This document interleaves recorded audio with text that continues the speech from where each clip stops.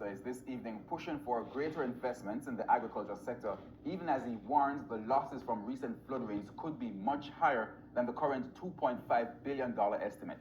Floyd was speaking following a tour of flood-ravaged farms in Stthomas on Friday. Krista Campbell has that report. An almost 1 week break from incessant rainfall across the island, but floodwaters still remain on several farms in Stthomas. On Friday, Agriculture Minister Floyd toured some of the worst affected areas to assess the damage and see how his ministry can help. We already have at least $2.5 billion in economic loss, but we expect it to get worse. Over $100 million in losses at dairy producers Surge Island after about 30 acres of pasture was flooded when a nearby river burst its banks. We're able to stop the river flowing through here, but we're not so lucky on the other side of this little mound you see here. We have a wider space there as well, and the river is still flowing on that side. The agriculture minister says it's a big blow to the dairy sector, just as persons were starting to reinvest in the industry again. Some of those areas were pastures which we produce haylage from, so I mean that's significant. And as you can see here, I mean the deposit of the silt and the stone is, this land won't really come back for the purpose we're using it for. He says Surge Island is still assessing the damage, which could worsen if remedial action is not taken.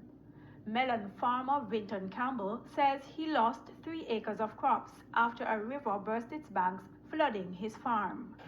Wash away my irrigation system, my pipe, my hose, and wash away 1 acre melon up on that side. The fruits then keep falling off, and after that the vine then keep drying up because melon is a crop don't take a lot of water.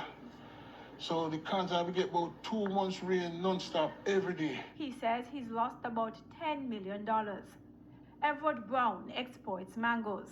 I lose about $8 million come on, we're not blossoming. So what the government to do for us is to work the sea more, got to water run as far as it comes. The agriculture minister says he will have to work with other ministries to prevent further losses for farmers. And a consistent river training program, especially considering that we have now much more short but intense periods of rain. I think we have to take that into account. We have to take climate change into account in crafting our drainage systems, in crafting our river training models. Meanwhile, he's commending farmers who are already replanting. And we expand the production quota. We have to move on again because we can't sit like a lame down and wait for the rain and subside and whatsoever. Krista Campbell.